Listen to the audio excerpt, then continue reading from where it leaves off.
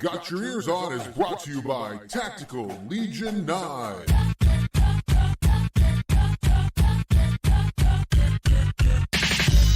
right, everybody, hello and welcome to this week's episode of Got Your Eers On. Guido here along with Scoot. Bingo.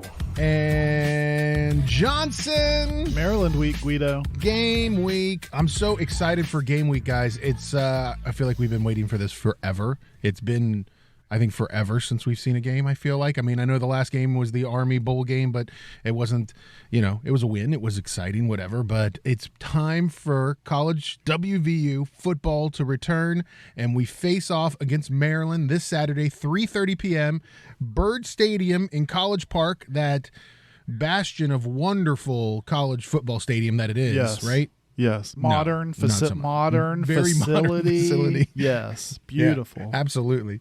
That game's on ESPN too. ESPN, guys. So we'll be able to at least see it. And if you're looking, actually, just to hit this right off the top, if you're looking to listen to the game, if you're like me and you've used the TuneIn app for the past, decade to listen to the game on your iPhone, you can't do it anymore. You can't listen to it on TuneIn anymore. You have to pay a subscription on TuneIn now. Of course you do. WVU, Tony Caridi and WVU did a great thing. They released a press release that was like, don't do it. Download our app. You can listen to it for free, or just search for another radio station that broadcasts on TuneIn that's going to be playing it. Don't pay TuneIn is pretty much what they said. Yeah, good for them. I mean, but listen, Guido, welcome to 2021. I'm sure you've got a $5 subscription waiting on you somewhere, right? To buy into that. So Absolutely. do your Absolutely. homework.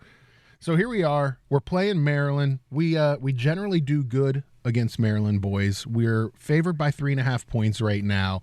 WVU leads the all-time series 28-22-2.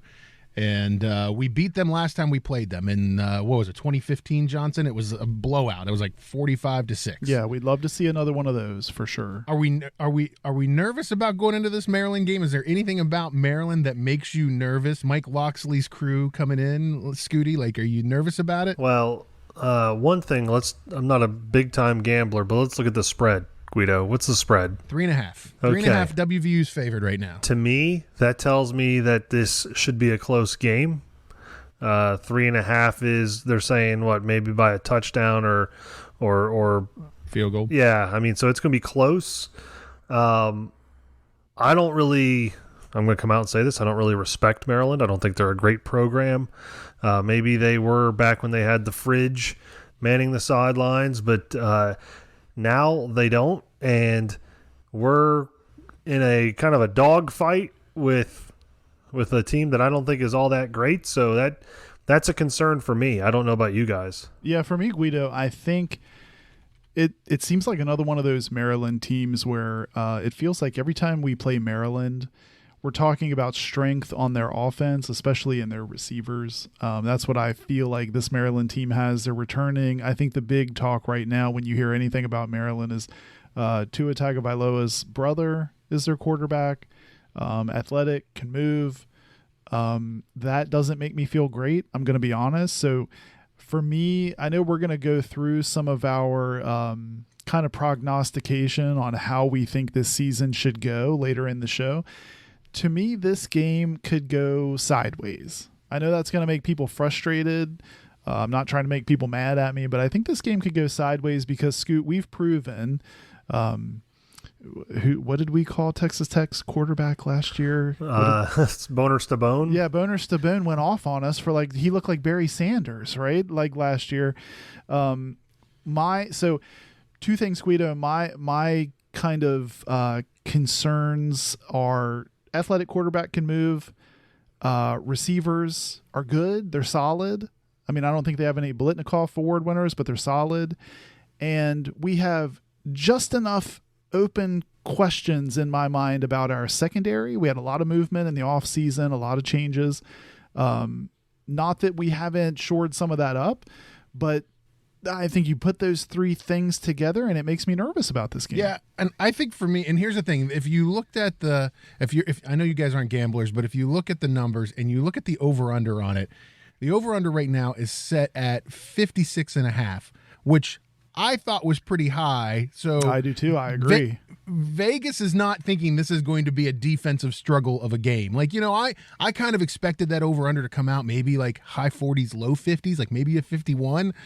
56.5 means that they think both teams are going to score a lot of touchdowns, which makes me nervous for WVU because I'm not sure how good WVU is going to be at scoring touchdowns. I think because the offense that we saw last year makes us question the offense that could be happening this year. Yeah, sure. So I think WVU needs to win it in the defensive side if they can. With that said, I will say that WVU has won 9 of the last 10 games against Maryland. And let's just look at Maryland as an institution, as a program over the past decade. I mean, they've gone through, since 2011, they've gone through Randy Edsall as a head coach, Mike Loxley for like 3 games after Edsall got fired, DJ Durkin, who was a losing coach for 2 years, Matt Canada, who came in to try to save things after that. That was a train wreck. And now Mike Loxley, who's been there since 2019, is only won 6 games there. So Maryland shouldn't make us too nervous because Maryland is pretty much a crap program now. Yeah, no, that's fair. I mean, they've been a continuing train wreck even under Loxley. So you're right, 6-17 since he's come to Maryland. So, I mean, none of that makes me nervous. I just think I'll expand out a little bit, Guido. So my thought coming in on the season, and I'm going to keep it to Maryland, but just one little preview from me is I think we have this 3-game set to open the season. Maryland, somebody I didn't know how to team, and then Virginia Tech, right? And so to me, right. I think in true us fashion, like we should come out of that 3-0. But in true us fashion, I think we come out 2-1 just because we're us. And I think this one, Virginia Tech's at home. They're kind of a mess when you look at Virginia Tech. We've had some people even transfer over to us from Virginia Tech. They're trying to figure out their quarterback still. I think it's a transfer kid from Oregon. It's like I don't know what's going on over there. Maryland's got just enough going on here at the key positions, and we have just enough open questions because I don't know how you guys feel, but to me, that's a concern on our defense. I think we're solid up front. Hopefully we're solid at the safety positions and stuff, but we've had a lot of movement there, and I feel like if it does get into one of these, like you're saying, Guido, the 56.5 over under where people are scoring a lot of points, that starts to make me nervous. My only maybe point to talk myself back into everything's going to be okay, calm down, is that we have Letty Brown. I think our blocking up front is a lot more improved than it has been. I think those guys have had another season to grow together. Letty's going to be the real deal. I mean, he's a true number 1 running back in this conference. And I think if anything can kind of slow this game down is handing the rock to Letty and just letting him churn out yards, maybe help our defense out a little bit by piling up yards and piling up scores. But I'm still nervous about this game. I'm still not feeling good, Scoot. I'm nervous going into this game. Well, I don't feel good because the last time we saw this team, I didn't feel good. Like WVU, you mean? Yes, correct. And I didn't feel good because we had to bring in a backup 35-year-old quarterback to try to rescue our bowl game. And we're now going to trot out the same guy that led us to that first half blunder. And that concerns me. I'm hoping that he's much improved because what happens when, well, I shouldn't say when, what happens if we lose this game? What happens to Neil Brown and the confidence that Mountaineer fans have of the program? Is this a must win for the Mountaineers, or can we be okay losing this, knowing that we've got Long Island, so we should at least go 1-1, and then it's kind of hope that we're playing a tougher team or we're playing as a better team come Virginia Tech. Well, I think we can get to it now. We can talk about this season and this team, and I'll say this: I don't think that expectations from anybody are high on WVU this year. You're not getting, there's not hype. There's no like, hey, winning the Big 12 chatter. There's no, there's nobody's expecting anything amazing from this team. So I think from Neil Brown's perspective, and especially how good his, forecasting and his recruiting has been going with this team or with the program, I don't think that he's in any concern. I don't think that the fans of West Virginia should be in any position where they're going to give up on this team. Now, with all of that said, we haven't seen what this team can do yet. We haven't seen, what, if anything, has changed with Jarrett Dagey, with, this offensive line. It should be amazing. So I still am, and we can get into it right now. Like, my predictions on this team are still pretty high. Like, I think a bowl game. I think, and we'll give our final guesses here, but I'll say 7 or 8 wins. Like, I think this team is going to be better than what we all expect right now because of the fact that, we came off of last season and we were all kind of down on it. Having to have, like Scooty said, a 35-year-old transferred 10-time quarterback come in and win the game. But Scooty, I mean, what would change your mind on this? Like, let's say Scooty, we're 4 games into the season, right? And we're 4-0. Is your mind changing? Are you still down on this team? And Scoot, let me add one other thing in before you answer that, because I think another thing I've been thinking about this week is I knew we were going to be talking about our season preview is one thing we haven't really talked about is we have quite a few guys on this team that have now been with this squad, been with Neil Brown for 2+ seasons. And I think regardless of, I know what you're think, because I'm thinking the same thing. Like, guys don't suddenly become, like tenfold skill-wise what they were the last time you saw them, but they do certainly mature. They do certainly grow in the program, and they do certainly just, there's a lot of difference between a freshman and a junior, stuff like that. I think we have a good bit of that going on in the program right now. These guys have had, a season or plus, 1 or 2 seasons plus to grow together and to work together. So I think I'm trying to be optimistic because I think for just, that fact alone, we're probably going to see more improvement than we expect. I'm going to come out and say this, fellas. This is like a therapy session for me. Okay. It feels bad already, but okay. Well, I think I'm so down on this team because I was so high on this team last year. Okay. If you recall, I was probably one of the more glass half full guys of the 3 of us going into the season. I think you were. I was excited about Jarrett Dagey. I was happy to get away from Austin Kendall. I thought we had Letty Brown moving in the right direction. I thought Sam James was going to be amazing. I thought we got Darius Stills, who's going to be amazing. So I was really high on the team, and then I feel like I was let down. Like, I know they didn't really let me down, but I feel like, and I'm sure they would say that they felt they were let down as to how the season ended. But I feel like I was let down. So because of that, I guess I never really realized this, but my trust in the program is harder to win back than I think I thought it would be, because I guess I had better trust in that. And not that I was in love with Dana Holgorsen, but our last couple of years with Dana Holgorsen, we had David Sills and we had Will Greer. We had some exciting players that Gary Jennings. There was some hype around them as far as being great players in the conference, great players in the country.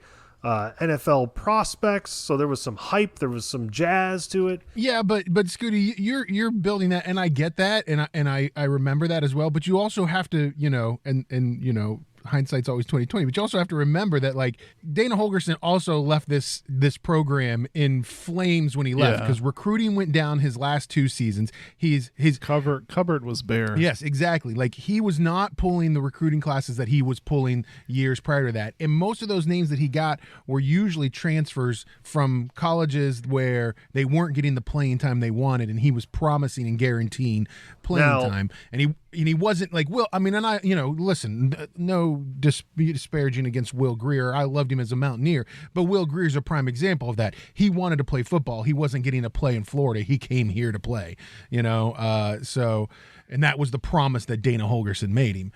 I will say though, Scoot, and this is where I think with college, it's different if it was a pro team. It would be, I feel like you could have this argument if we were talking about an NFL team, but you're talking about college sports where from year to year, from recruiting to recruiting, and even development wise, it can change drastically. And like this year, coming into this season, you look at that like offensive line with like Brandon Yates, redshirt, sophomore, Zach Frazier, who's a true sophomore, never redshirted. You've got Parker Moore, who is a redshirt sophomore. You get these guys now who have been in this program and been playing with Coach Brown for 2 or 3 years. I think it all starts to click a little bit more.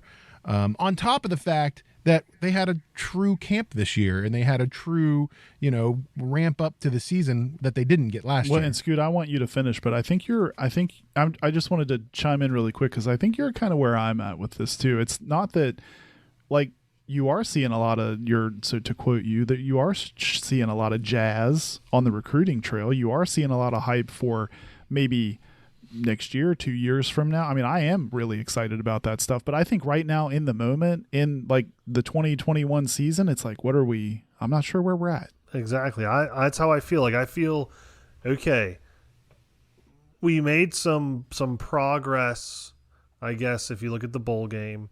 Yes, we do hear a lot of good talk about future incoming freshmen. They're not here yet. They're not going to participate in this season.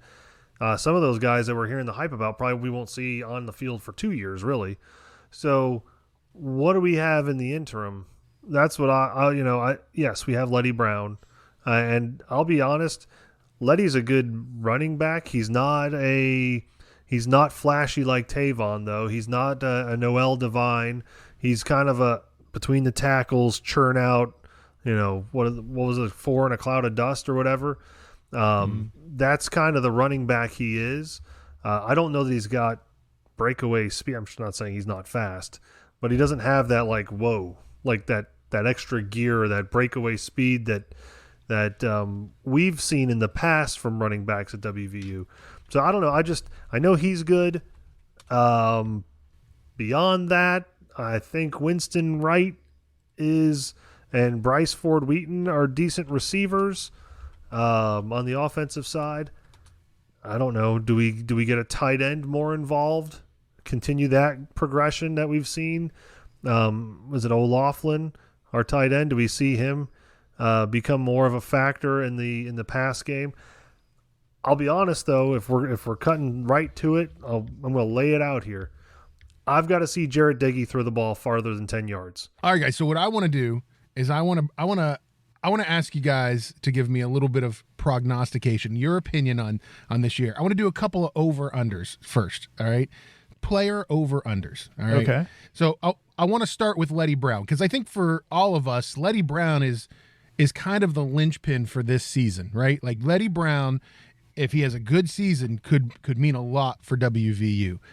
Letty Brown last year ran for 1,010 yards, all right, in 2020. Now, granted, short season, right? Short season, only played 10 games last year. Didn't get the Oklahoma game. So here's my question for you this year, though. 2021 Letty Brown, over or under 1,500 yards for the season? 1,500. That ups the ante. That ups the ante quite a bit. 1,500 yards. So think about it this way: if he's doing 1,500 yards this season, that's averaging about 125 a game this season. I'm going to say under 1,500. Johnson, what do you think? Over, under 15? I'm going over, Guido, because I think this offensive line, these players that have come together on the offensive line, I think it could be one of our strong suits. I really do. And I think Letty, I mean, Scoot said it. He's a bruiser. Like, he needs that up front block. He needs just he's going to run between the tackles. He's not going to be swinging it out wide a whole lot. So I think I'm going to go over. I think he can have a really healthy season this year. I think, Scoot, that he's going to continue because of your hangups at the QB position. He's going to be asked to do a lot. They're going to lean on him a lot. He's going to get a lot of carries. And I think barring an injury, he's going to have a big season. I'm going to go over. All right. I'm going to go over as well. I think that this is going to be his breakout year. I think he's got a good offensive line in front of him. And I think the team's going to rely on him heavily. I mean, we've got 1,000 wide receivers like we seem to have had the last couple of seasons. And I think the team's going to rely on him, super heavy to do that. Let's shift to Scooty's favorite player, Jarrett Dagey. Jarrett Dagey last year in 10 games had 2,587 passing yards. Okay. All right. And so 2,587 is 258 yards a game, roughly, right? This year, over/under in 12 games, 3,200 yards. Under. There's no. Scoot goes on. Scoot goes under. No, that's adding 10 yards a game is all we're doing there. And averaging 266 a game. And I know how they determine that stat, but if we're actually talking real passing yards, we're probably well shy of that because it's mostly Yak that's racking up these yards for him. So he needs to thank the receivers that run for their lives. So I'm going to say under.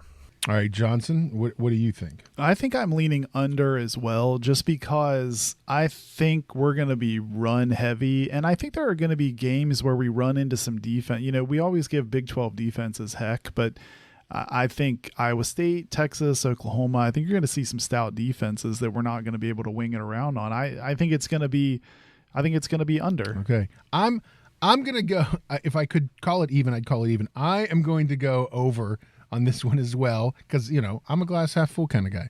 I think he can add 10 extra yards on average a game. I think there are a couple of dogs in our schedule this year that are going to help us or help him with that as well. I think he'll throw 3-something against LIU.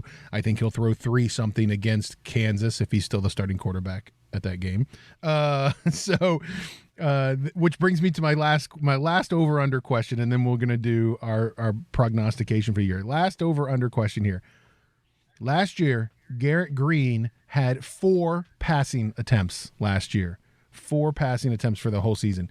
Garrett Green this season, 10 passing attempts. Over or under? Oh, over. Way over. Way over, he says. Way over. Way over. Explain yourself. How far is way over? Explain yourself. I mean, I don't know that he's going to be seeing a lot of passing attempts within the first 4 games of the season, but my guess is maybe by game 5 or 6 we're going to start to see Garrett Green more than I just think yes. Really? Listen, that's what you think is going to happen this year. That's what I want to have happen. Maybe I guess because here's the thing, guys. If we're gonna not do well, and I know you guys, maybe Guido more so than Johnson, feel that we are 8-4 and contending for a Big 12 championship. Because 8-4, you're probably doing all right. I mean, you're not going to necessarily win it, but you're going to be close. I feel like if we're going to struggle, which I think we are, I'd rather struggle with a young guy, let him get all the snaps so that we can kind of feel out, is this the next guy or do we need to look at Goose Crowder or whatever. I'd rather lose with a young guy than lose with an older guy that, what do we do with Jarrett Dagey if we're losing? All right. Johnson, what do you think? Over, under 10 attempts, passing attempts? Well, I'm saying over, Guido, but it's way more calculated than the Titanic sinking. It's more. I think we're blowing out LIU early. I think he comes in and he gets a bulk of attempts there.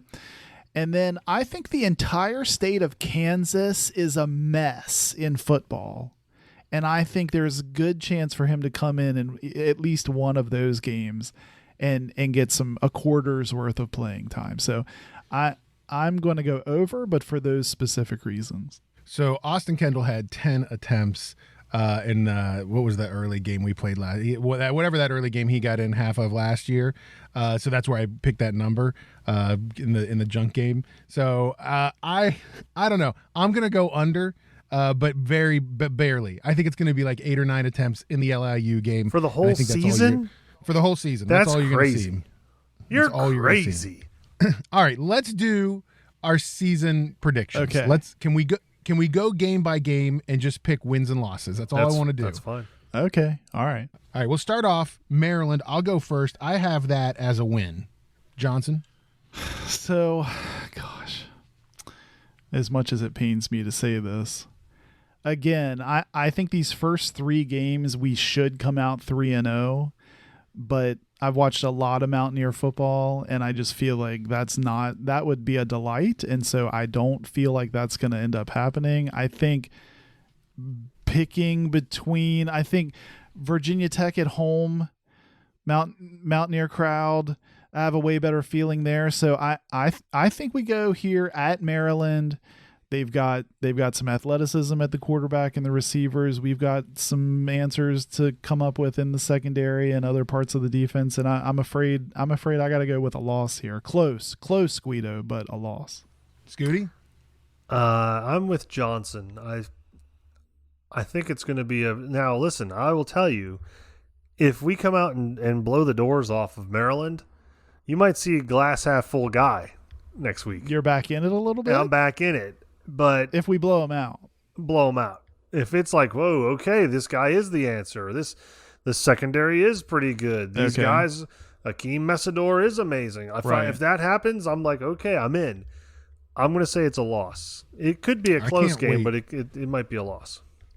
I can't wait till next week's episode where Scooty's back in. I can't wait. All right, LIU, Long Island University, Long Island. Long Island. I'll go win. Johnson, you better go win.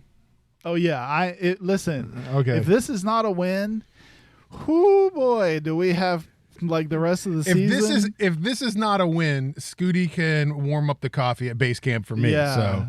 And he will be insufferable by the BT Dubs. If this is not a win, he will be insufferable. I'm going win. I think the Mountaineers beat the Crows. Is that what their mascot is, Guido? The Crows? The Crows. Can we get confirmation? I think it's a crow. We'll get confirmation for next week's show, yeah. I think they beat the Crows.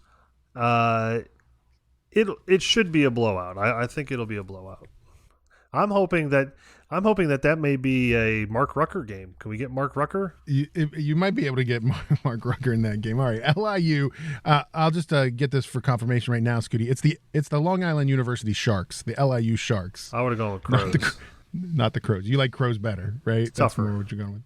All right, Virginia Tech at home, a middle of the pack kind of ACC team that Virginia Tech has become.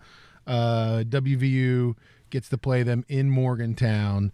I'm going win. So I'm 3-0 going into league play. Johnson, what are you? Yeah, I'm going win too. I think the Hokies, listen, if we lose to Maryland, we're angry. If we beat Maryland and then LIU, either way, the Hokies are walking into a buzzsaw. People have been waiting on this game. The stadium's going to be fantastic. I can only hope that they come to their senses and change it to an evening game. But even if it's still a noon game, the place is going to be jacked. It's going to be a great atmosphere. I think Virginia Tech's got questions to answer at quarterback. I think their defense isn't that great. I think they're picked to be mediocre to begin with in the ACC. I think we roll the Hokies on September 18th. Win. And Scooty, win or loss for you against Virginia Tech? That's an interesting game. I think we'll win. I'm going to give us a win, but I will tell you, Virginia Tech's not scared of WVU. They usually come in with an edge. They usually have some mouthy players. I'm thinking back to the Vick brothers. I'm thinking back to, so didn't Marcus give everybody a double bird, I think, at one point, or at least a bird? There was a bird flying somewhere. There's a bird involved. They come in with an edge because they don't see, I'm telling you, they don't see WVU as a strong team. So it's going to be closer than what we would like, but I think it's a win, but it's going to be close. Now, if this game were played in Virginia Tech, could flip the other way, but I think with it being a home game, it'll be a win. So after that, we start conference play in the Big 12, and we start off in a difficult position against, well, right now the number 2 ranked Oklahoma Sooners, and that game is in Oklahoma, at Oklahoma.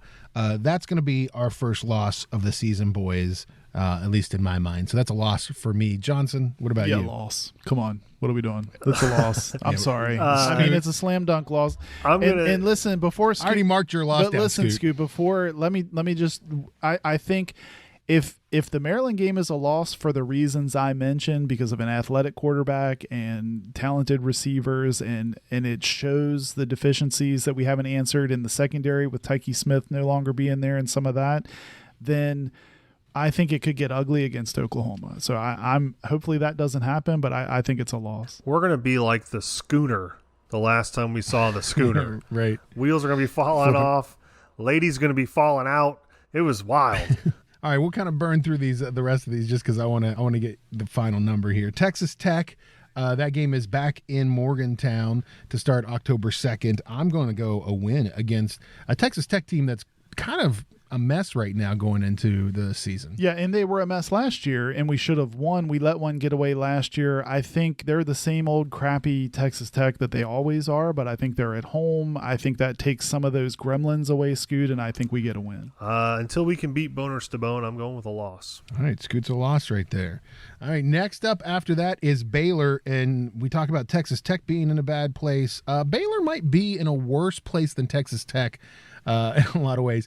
So I'm going to go, that game is in Waco, but I do think WVU comes out victorious on the road. So I'm going to win against Baylor. So far, I only have one loss, boys.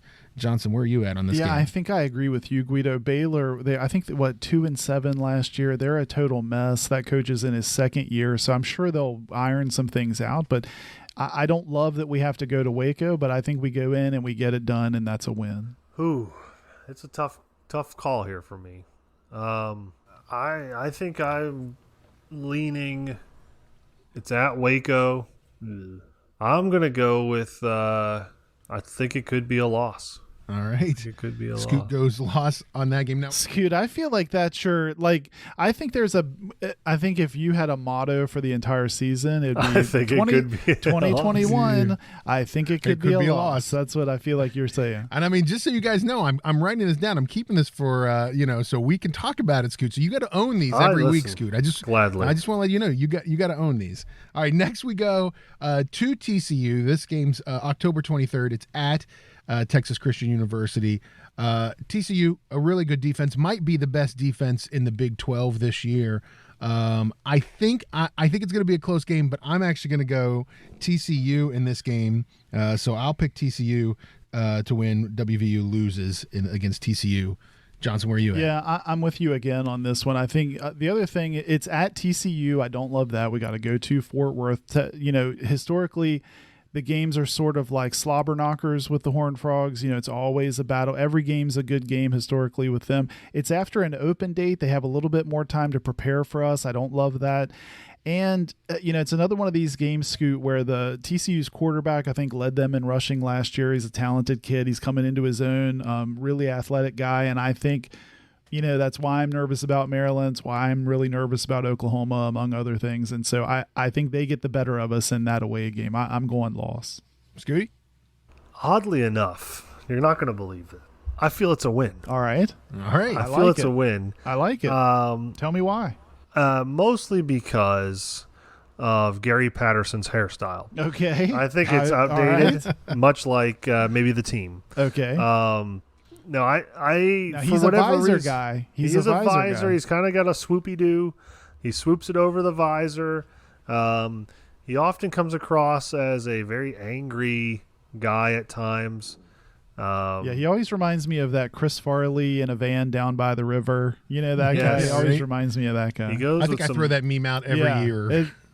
Odd sunglasses for him. He doesn't go with the typical sunglass. I just feel like.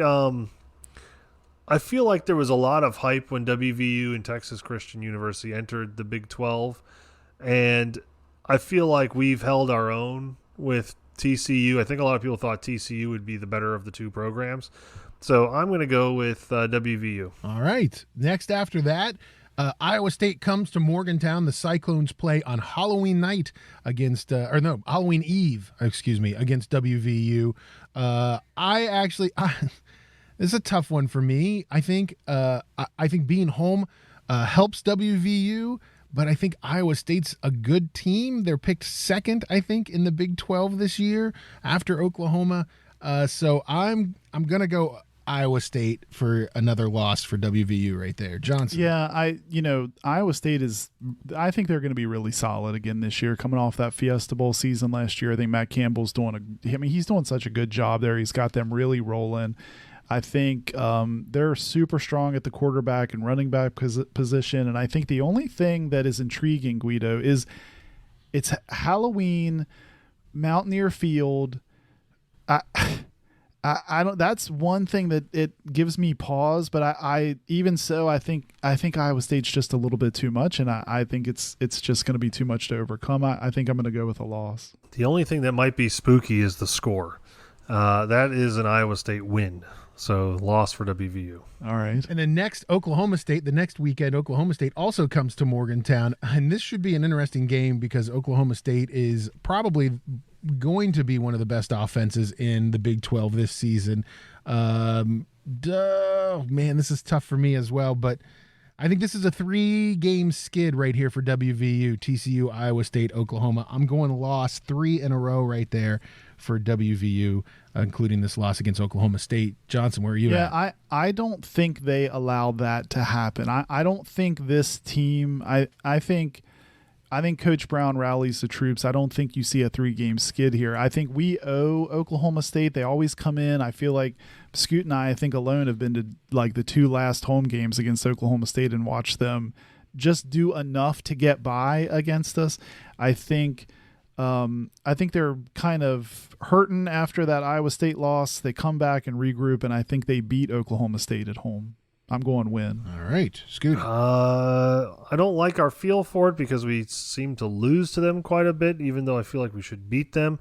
I'm going to say that Oklahoma State slaps the paddles on the Mountaineers. Okay. After that, we play K-State at K-State. We go to the what's the name of the stadium? The family restroom stadium the or something. Bill Snyder family restroom. Yeah, right. I forget. Changing table. K-State at at Bill Snyder Memorial. Oh, it's not Memorial. I think he's still alive, right? Yeah, Bill don't Snyder do that Stadium. to him. Come on. I hear there's a windbreaker giveaway. I think it is a windbreaker giveaway, that game, for the first 2,000 fans. Last year we beat K-State 37-10, and this year we're also going to beat K-State because that's just a trash heap of a program too. So I'm going WVU win right there against K-State. Johnson, where are you at on that one? I just don't think they're very strong this year. I think we talked about Kansas State and Baylor. Texas Tech and Baylor. I kind of lump Kansas State in with them of teams that I just don't expect a whole lot of anything out of. I know we have to go to Kansas State, but I think WVU's kind of regrouped coming off this Oklahoma State win that I'm tacking on. I'm going to go win at Kansas State. Do they have Optimus Prime as the quarterback still? No, they do not. Okay, I'm going to say it's a win for WVU. Oh, nice. Scoot goes with a win there. I mean, that feels good, Scooty. Glad to hear you getting a win in some point, Scoot. Glad to hear it. The next game, in case anybody's wondering, will be the official Got Your Ears On game. Texas comes to Morgantown. The Longhorns, right before Thanksgiving, will play WVU. And I got to tell you, I think Texas is a joke. If you want my honest opinion. I think them going to the SEC. So you think they're overrated? I think they're overrated. I think Texas is a joke. I think West Virginia wins this game against Texas at home. I think everybody's going to be mad at Texas for leaving the Big 12. So I'm going WVU win right here. Johnson? I want to agree with you 100%, but I think Texas is going to be strong. I think they're going to be probably the favorites to contend with Iowa State and push Oklahoma. I think they got a lot of talent on their team. I think the stadium, this is going to be one of those home games where the stadium is electric. People are packed in, they're dialed in. They want horns down. They want it to happen. I think it's going to be a close game. I just don't think the Mountaineers have enough to tip it into a win. I'm going to go with a loss against the Longhorns. Scooty? My horns are going to be down, but those Horns are going to win. They're going to be up. So the Mountaineers lose to Texas. All right. And then the final game of the season against everybody's favorite Big 12 foe. For years we've been wrapping up the season with Iowa State, which I think they were trying to make a rivalry game for us. Now it's Kansas, which was kind of is that going to be our new rival in the Big 12? Maybe. I don't know. Kansas comes. So what are you saying to me exactly? What are you trying to say? We go to Lawrence. We play at Kansas. That's a win. I can't imagine anybody would say anything different, Johnson. Well, I'm not going to say different, but I will just say this, Guido. Like, coming off that Texas loss that I think is going to happen, the team's going to be mad about that. I just hope they don't go into Kansas and, think let's just finish things up and do something dumb at Kansas. But Kansas is so bad. They're a total mess as usual, and I think that's a WVU win. Scooty? I agree. I think that's a win. They go with those chrome face masks. That's a problem. It's a bad look. It's a problem. It's a bad look. Contributes to a loss. So we finish off here, guys. I pick them 8-4. Okay. Johnson, that's a bowl game. Johnson, you pick 7-5. right. That's a bowl game. Scooty, you're 5-7, just shy of making it to the bowl game. I don't know. Scoot's more glass half empty. So Scoot, than the rest of us. I think when we talked back in farther back in the off season, we started to touch on football a little bit. I think I said 6-6. So Scoot, I'm feeling a little bit more optimistic. I think those guys have another year to grow together. I think Letty Brown and this offensive line are going to be strong. I think overall the defense still figures it out, even though I think they've got questions in the secondary. I'm a little bit more optimistic. I think 7-5 is totally attainable. I am the same as what I was. I said 5-7. I still am 5-7. I have yet to see the answers. Like you guys say there's answers there. I want to see the answers before we really can start to feel good about this team. But I feel like for you, Scooty, the only answer is quarterback. For you, it's Jarrett Dagey has to be good or bad, right? For West Virginia. If he's what he was last year, 5-7 looks like I'm a genius. I'm telling you, he can't do what he did last year, and then you guys be 8-4 or 7-5. We can't. It won't happen. I don't know. I think he can do what he did last year and have a bowl-bound season. It might not be an 8-win season. It might be closer to a Johnson 7-win or a 6-win season. But I can't imagine that there isn't improvement. Like, what makes you think, Scooty, that it's the same Jarrett Dagey we saw in the first half of the Army game, and it's not improved? That's the last time I've seen him, so I need to see the improvements myself. So I need to see that he's throwing the ball down the field. But Guido, don't you also think, the one thing that gives me pause on this season is I think we were in games, we won games. I think of Baylor last year. I think we held them off. I put a lot of those wins on the defense. We had a really solid defense. I think Tyke Smith was All-American. The Stills brothers were together and playing terrific ball. I think, Scoot brought up Akeem Messidor. We talked about, we could kind of go through all kinds of different positions on the defense, and I think they contributed so much to how the season ended positively last year. I think you could even say in the Army game, the offense was struggling so much. You got to go with your other quarterback at the half. The defense is at least making sure you're sticking in the game. So I say all that just to say that if we're now saying, I think where Scoot has a good point is if we're now saying the offense now has to do way more because we've lost some pieces on the defense and we're still getting some answers together, that just gives me that does make me a little bit nervous. I'd be lying if I said it didn't. Okay. Well, we'll find out. We'll see. We've got a lot of guys that are named, Johnson, to preseason watch lists. Yep, we do. Dante, preseason All-American. He's on a couple of those watch lists. Even Scoot's guy Jarrett Dagey, he's on a couple of those preseason award watch lists. What makes you think he doesn't earn that, Scoot? I don't know. Any guy that's on a watch list. He got replaced in the last game he played in. That's crazy to me. Why are we watching him now? What if I told you he's named he's named to the Danny Werfel Award watch list for the most impactful community service leaders in the country? So does that make I was waiting for that.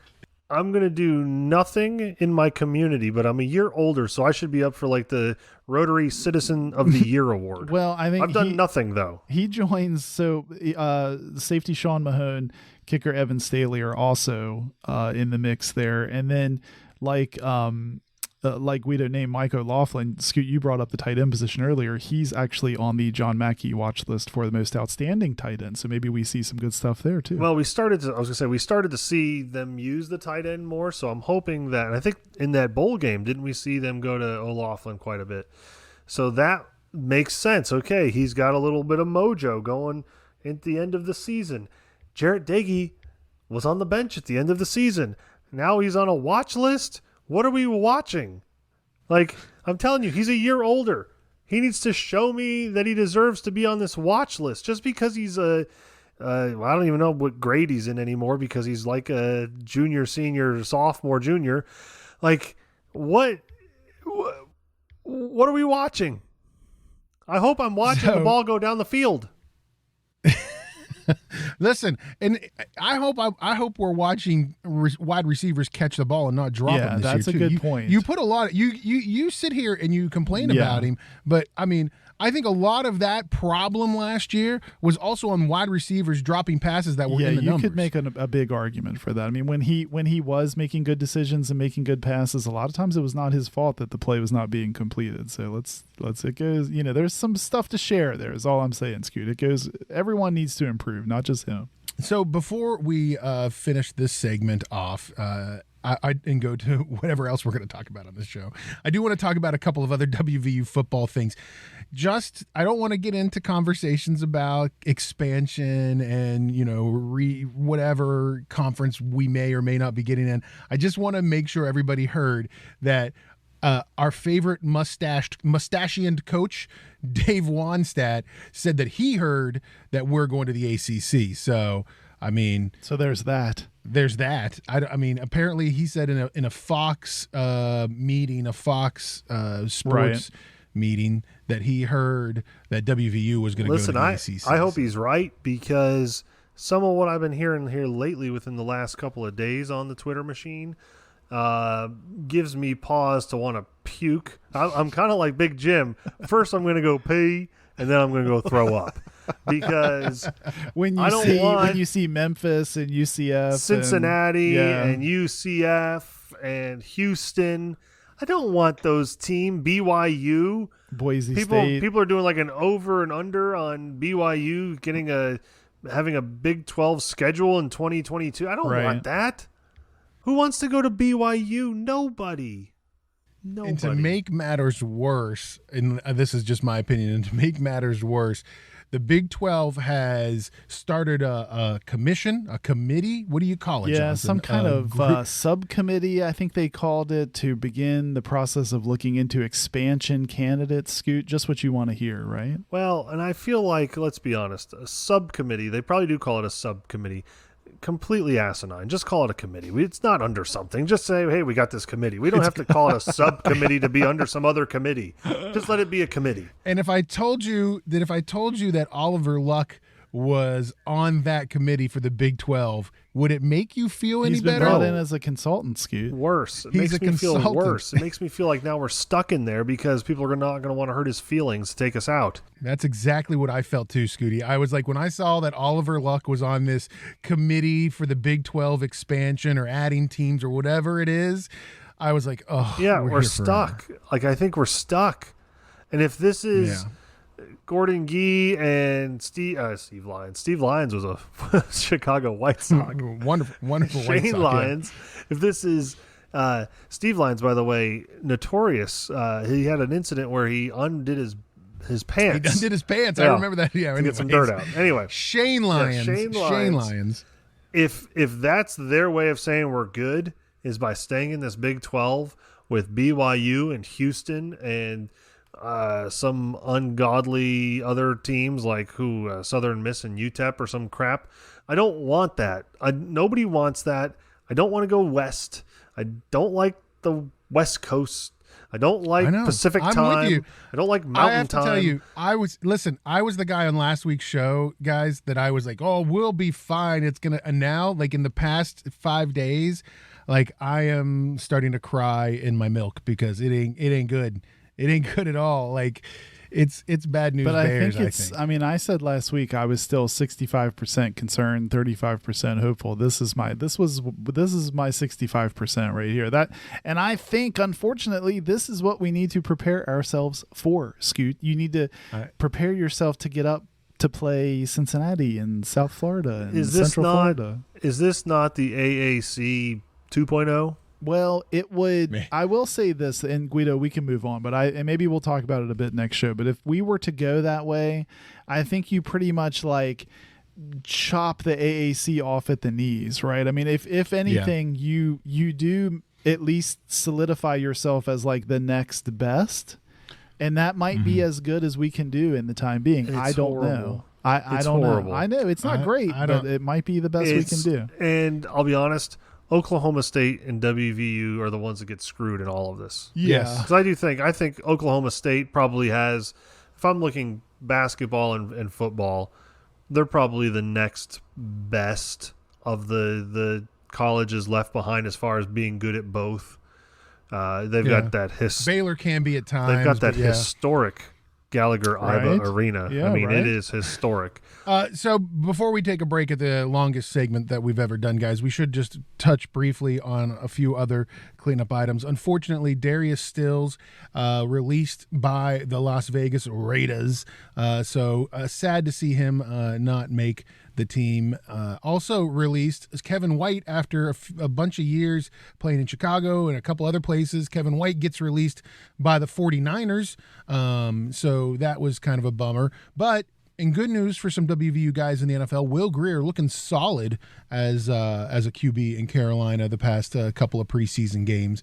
And also Yonde Conjust getting a lot of playing time for the Patriots recently in preseason. And former WVU safety Noah Guzman, he lands at Houston and gets to play there. They don't know who their quarterback is yet, but they got him playing for him, so that's good. Also, in WVU basketball news, congratulations to Coach Bob Huggins. Not that any of us are surprised. He gets whatever he wants. He gets a contract extension through the 2024 season, but he's there forever. He's coach for life.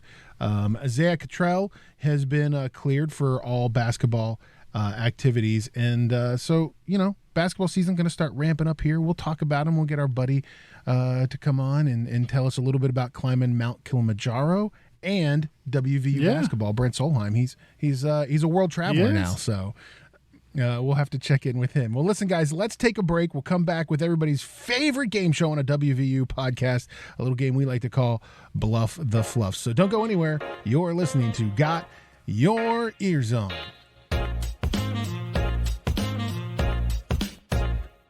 Vortec Knives is a West Virginia owned and operated company specializing in high quality steel, fast opening, everyday carrying knives. If you go to vortechknives.com today and use the code GYEO, you get a 25% discount on your entire order. That's Vortech, VORTEK knives.com, a West Virginia owned and operated company specializing in fast opening, high quality, everyday carry knives. Vortec Knives.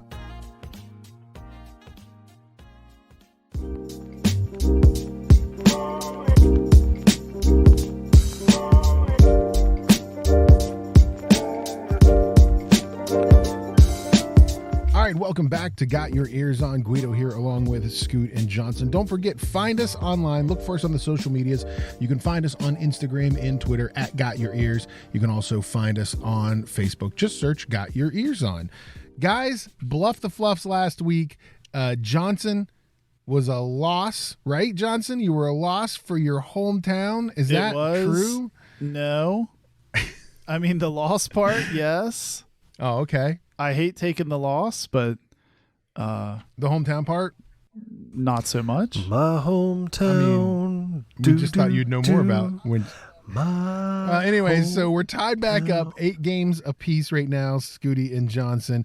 And this week, we're going back to WVU. We're going to do a little bit of WVU football-centric trivia here for Bluff the Fluffs. We're going to do, what do you remember about the 2020 WVU football team? Oh, boy. There we go. Scoot, I feel like we put it out of our brain, so I don't know. Maybe not so much. I think there are going to be a lot of questions that are geared to like prove that I should be happy with the team. I don't know. Yes, that's true. I know Guido. All right, guys, remember, a correct answer is worth 5 points, a steal is worth 10 points, and final bluff is worth 25 points. While we were in the break, we had a complete and total random flip of the coin, and Johnson, you get to go first this week. Sweet. Let's do it. All right, let's do it here. All right, WVU finished Big 12 conference play last season with a 4-win, 4-loss record, and they finished 6th in the Big 12 overall for the season. What were they predicted to finish in the preseason poll for the Big 12 last season? Was it 3rd, 9th, 8th, or 6th? I don't recall, but I feel like we were picked middle of the pack. I'm going to go 6th. I'm sorry, that's incorrect. Scooty, for 10 points in the steal, was it 3rd, 9th, or 8th? Well, to make Guido feel good about this team, I'm going to say 8th. We were predicted to finish 8th. That is correct. We were predicted to finish 8th, and Scooty gets 10 points on that one. So we finished better than we were predicted to finish. That's all I was going to say about that. I think you might be onto something here. I know what's going on here. I know what he's doing. All right. Next question, Scooty, is to you. What returning defensive lineman led WVU in sacks last year? Returning defensive lineman. Akeem Messidor. That's correct. Akeem Doesn't Messidor even with need 5. the choices. Doesn't even Look need at the this choices. guy. I was going to say Dante Stills, Vandarius Cowan, Akeem Messidor, Jared Bartlett. Akeem Messidor had 5. Dante and Jared Bartlett both had 3.5. Cowan has led the Mountaineers the last 2 years in knee injuries. I think that was set up there for you to lean into Bartlett because, you know. Yeah, Jared Bartlett. I was really Bob Davies' favorite, so I Jared think Bartlett, or right. whoever it was. I don't know said who it that. was, but it was a big fan of that guy. The guy's like 3rd on the depth chart, and he's like, he's an amazing linebacker. Wait until you guys see what Jared Bartlett can do. All right, Johnson. So you're down right now 15-0, and this next question is to you. How many rushing yards did starting quarterback Jarrett Dagey have in the 2020 season? Was it -22, 4, -101, or 37? All of these Horrible. Scoot, don't judge all me on bad. this because these are the 4 worst choices we've ever been given. That's my guy. Gosh, you know, in his defense, obviously sacks screw up a quarterback's. So this might be more of an indictment, Scoot, on the offensive line play than anything, if we're being Or the honest. fact that he's got some sort of like gorilla glue with the football in his hand. Yes, that's true. Guido, I'm going to say he finished in the negative. I'm going to go -22. All right, Scooty, for 10 points and the steal, was it 4, -101, or 37? Oh. Scoot, for your guy. Total rushing yards. I'm going to go with 4. No, I'm sorry, that's incorrect. The correct answer was -101 yards last year rushing. That's my boy. For Jared Dagey. That's a rough So, stat. yeah. Like, hey, that's the one question there that's showing what I'm thinking. Yeah, I'm just giving you stats, guys. All right, Scoot, this next question is back to you. With a minimum of 10 receptions for the receivers last year, which WVU receiver led the team in average receiving yards per catch? Was it BFW, Bryce Ford Whedon, TJ Simmons, Sean Ryan, or Winston Wright? Average receiving yards per catch. I'm going to say TJ Simmons. He didn't have a lot of them, but he did have decent. They were usually 20 yards plus. That's correct. TJ Simmons averaged 17.4 yards last season on his receptions. Bryce Ford Wheaton was second with 15.4. So, yeah, good guess there, Scoot. Way to think. I like how you actually, you paid attention in school. I'm proud of you. Thanks. All right, Scoot's got the lead right now, 20-0. Johnson, that's a big donut on your end. Yeah, it feels bad. And this next question is back to you. How many different players for WVU last season had receptions, caught the ball? All right. Was it 7, 9, 12, or 16? 16 feels really high. I'm going to go with 12, Guido. Sorry, that's incorrect. Scooty for 10 points and the steal. Was it 7, 9, or 16? I'm going to say 16. That's correct. 16 different players for WVU had receptions last season, and Scooty is blowing poor Johnson out of the I really water. didn't think 16 people had Which receptions. goes back to my thought on the dropsies, right? Was it really dropsies or was it quarterback play? Well, I would just counter that I think because of dropsies, a lot of random people saw playing time trying to find the right fits, I feel like. Yeah, maybe. A lot of guys got the ball thrown to them because other guys couldn't catch the ball. So, all right, Scoot, this next question is to you. Last question before final bluff. In 10 games, how many interceptions did Jarrett Dagey throw in 2020? So how many interceptions did he have last season? All right. Was it 10, 1, 4, or 7? I believe it was 4. That's correct. 4 is the correct answer. 2 in the Baylor game, 1 in the Kansas game, and 1 in the Liberty Bowl against Army. So he had 4 total interceptions in 2020. So, Scoot, not a Not a lot. lot. Not a lot of interceptions. You have to throw the ball and not get sacked, and when you're running for negative 101. So, yes, better to have loved and lost than to have never loved at all. Man. Well, we're going to do final bluff anyways, Johnson, but you have no chance of winning as Scooty right now leads 35-0. So at least, you could try to make it look respectable. I guess it's... Yeah, this has not gone well, this game. All right, so final bluff worth 25 points. As always, we ask you guys to have buzzers to ring in. Johnson, what's your buzzer this week? Letty. Okay. Scooty, what do you got? Deggy. All right. Okay. All right. How many points per game did WVU average in 2020? Points per game. How many did they average in 2020? Was it 33, 26, 17, or 21? Deggy. Oh, Scoot beat you too, man. Just slow on the draw as well, Johnson. All right, Scooty, what do you got? I am going to say we averaged 21 points a game. I'm sorry, that's incorrect. All right, Johnson, for 25 points, and to make it not look as bad as it really is, was it 33, 26, or 17? I'm going to go 26. That's correct. Johnson still loses 35-25, but he does answer the question correct for how many points did WVU average per game in 2020. Yeah, none of that was fun, guys. Those were all pretty rough stats in a lot of ways. So let's hope next year is better. But I wouldn't have initially. I'm with Scoot though on. I wouldn't have initially remembered it as 26. That actually feels good. yeah, I agree. We must have ran up the score against somebody bad. Is all I can think. maybe that's what it was. All right, well, congratulations, Scoot. That's now 9 wins for you, and you take the lead 9-8 over Johnson for the 2021 season of Bluff the Fluffs. Well, listen, guys, let's take a break, and we'll come back with Scooty's segment of Pick Your Eers. So don't go anywhere. You're listening to Got Your Eers On.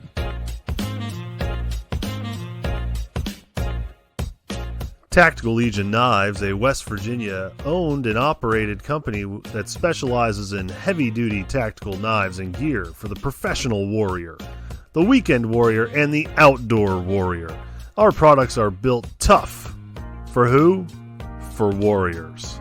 Hey Mountaineer fans, make sure you go on Amazon and search Tactical Legion Knives, and when you do, make sure you put in the promo code 25TOBRADIO for Tob Radio. you'll get 25% off on Tactical Legion knives.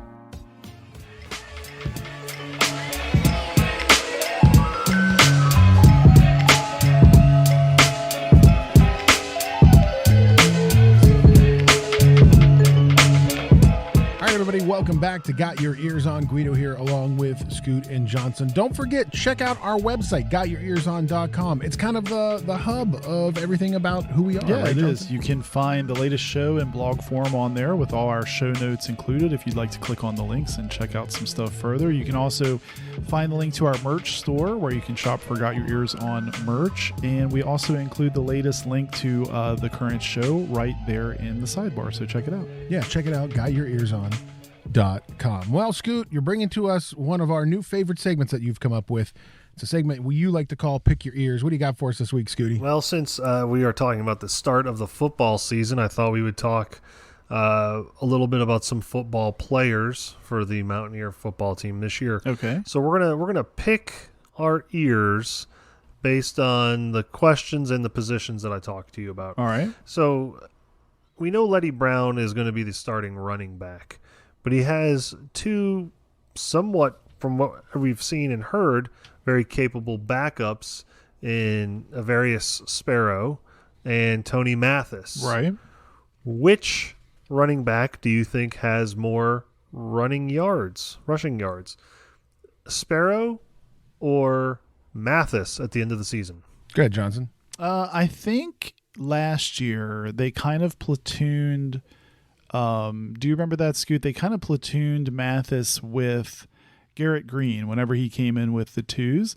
So I don't know a whole lot about Sparrow. I've heard a lot of good things about him, but I'm gonna go with Mathis. I'm gonna go with Mathis as well, and I think that's just because he kind of picks up those Alex Sinkfield plays that, now that he's gone. And I think that Sparrow climbs up to where Mathis was, so I think that I'll go Mathis as well. Sparrow only had 10 rushing yards last year. Mathis had 55. Alex Sinkfield had 325, so I think there's some room for somebody to grab some yards there, but I'm going to go with Mathis. I think Sparrow is going to take advantage of his opportunity and possibly outshine Tony Mathis, so we'll see. All right. Okay. Okay, moving on to the wide receiver position. We know all about the hype that I bought into on Sam James, which really stabbed me in the back and has made me very upset. But let's talk about the other two receivers that often receive the ball, Winston Wright and Bryce Ford Wheaton. Of those two receivers, who has the most receptions this year? I'll go Winston Wright. He led the team in receptions last year. I think that he does it again this year, but he's a check down receiver. He's not he's not a big money route, as Scoot likes to call it. He's not running the deep X's in the posts. But I think he gets a lot of those little, and I know this is going to come back to bite me when I say this, but he's going to get a lot of those little check down dink and dunks that Daigie's going to end up throwing a lot this season. So I'll go Winston Wright. Yeah, I agree for all those reasons, Guido. Plus, Scoot, I feel like you'll find this interesting too. Winston Wright changed his number from 16 to 1 recently. I don't know why or why that would have any bearing, but I think it's cool, and I think he gets more receptions. But doesn't Bryce Ford Wheaton wears 00 though? Doesn't he on his jersey? Just Doesn't he 1 wear 0. Yeah, 1 1 0. Right. 1 0. Okay, there's a 1 0. I thought it was 00, but anyways, yeah. I like Bryce Ford Wheaton, I think, better than I do Winston Wright. Not personally. I don't know either of these gentlemen. They might be very nice guys. But as far as receiver, Bryce Ford Wheaton gives me a little bit more of a Gary Jennings vibe than Winston Wright does. Winston Wright, to me, kind of has a little bit more of he's probably a taller Jock Sanders or something for me in my mind. I'm going to say that you guys are right, though, that Mr. Bubble Screen will get more receptions. Winston Wright will lead the team in receptions. All right. Okay, let's move on to the defense. All right, this is an area that we know a lot about. The secondary. That's facetious. We don't know anything about the secondary because we don't know who's on the secondary. I was going to say, they're all new. Psych. Who do you say has more interceptions, Nick Troy Fortune or the field? Ooh. Yeah, this is tough. That's a tough one. I'm just gonna play the numbers here. I'm gonna go the field. I don't know, who else, but I'm gonna go the field. You never know. I mean, when you say the field, they have to be defensive backs. They can't be like linebackers. I'm gonna say defensive cornerback, safeties, or whatever piece of equipment that they name those people. Spears. Yeah, Scotty Young is in that list. You got Alonzo Adai. He's still there, bandits right? and spears and things. You got Vandarius Cowan in the bandit position. Yeah, I'm gonna go the field. I think Scotty Young should get. You'll see a lot of Scotty Young this season in that spear position. I'll go to field. I'll go the field. Scoot, I'm going to go Nick Troy because I think there's a vacuum there that's going to call for some leadership in that secondary. I think he's probably now, with all the changes, one of the more experienced, if not the most experienced person back there. I think he's got a good shot at being the number one in that category. I agree with Johnson. I think he's got to be the leader. Right, I'm imagining that when they go into huddles or when they in between plays, he's the guy that's kind of directing traffic out there, telling guys where they should be and what they should be doing because he's got the most experience back there. Okay, I think where we should be worried in that position is if any of those guys get hurt, because some of those names, Alonzo Adai, Nick Troy Fortune, Scotty Young, transfer guy, I think those names that we kind of know, and we're like, okay, they're probably good, number ones and starters. It's when you get to the twos that you're like, I don't know any of those names. Like, I don't know who Davis Mellinger is. I don't know who that is. So that's where it starts to get worried. But I'm still going to go the field on it. Okay. And then one last question, staying on the defensive side. All right. Who has more sacks on the season, Akeem Messidor or the field? I like going against the field just because it sounds cool.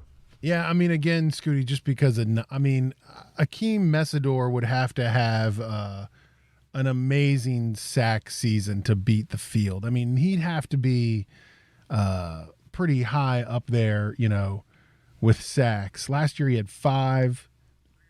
I got to go field on this one. Yeah, and I think me too, just because I think we have a lot of talent across that front and into the, those middle linebacking core and those guys. So I'm not that I think Akeem could have a wonderful season, no doubt, but I think I'm going to go with the field as well. I am going to go Akeem Messidor. Okay. I think he builds off that year last year. I'd like to see him potentially double his sack count. He had 5. I'd love to see him get to 10. I don't know that that's realistic, but I definitely think 8 or 9 sacks is definitely realistic. And maybe if there's hype on Dante Stills, that will still continue to free up Akeem to do what he did last year. So you're thinking 9 or 10 sacks for his senior year? He's going to be a sophomore. Or sophomore year. Sophomore year. Yes, I think so. So Johnson, who is and the name escapes me, and I'm going to yell when you tell me. Who played in the mid-90s, went on to play in the NFL, WVU sack leader. Ronaldo Turnbull or Chris Herring or Canute Curtis. Curtis. Okay. Canute Curtis is who it is. He I think if I remember correctly, his last season at WVU, senior year, which would have been 96, he had something like 16 and a half sacks or some ridiculous number. And think too, Guido, that at the time he was playing with Gary Stills for some of that time. That was just a monster defensive line. Those were some wonderful 96. If memory serves, I think 96 was the number 1 overall defense in the country. He was a huge part of that. So yeah. Canute Curtis, thank you. Great The Amityville Horror, lineman. if you remember. Yes, the Amityville Horror. Yes, I was -1 in terms of my West Virginia life. Canute Curtis, that's a great one. Well, thanks, Scoot, for bringing us a Pick Your Ears. As always, we love when you give us whatever's in your head because it's just amazing up there sometimes. Magical. It's magical. It is magical. All right, guys. Well, listen, don't forget WVU plays on Saturday against Maryland. That game is at 3:30. You can see it on ESPN. You can also listen to it. Just download the WVU app on your phone. That's how you listen to games now. Or you can go to College Park and watch the game as we play Tua Tagovailoa's little brother, Tuila. I don't even know how to say his first name. Talia? It's like Tua with a bunch of letters at the end of it is what it is. Yeah, It's I like think it's Tualia. Tualia, I think. Hopefully we don't hear it a lot Saturday. I'm sure we will, but Does that mean little Tua? I don't know. Little Tua? I don't know. So anyways, WVU 3:30 on Saturday to kick off the season against Maryland. Don't forget, look for us online. You can find us on social media, on Instagram, on Twitter, at Got Your Eers On. Or you can look for us on Facebook as well. And check out our website, gotyourearson.com. We'll be back next week to break down the Maryland game and talk about the LIU game. So thanks for listening, everybody. We'll be back. You've been listening to Got Your Eers On.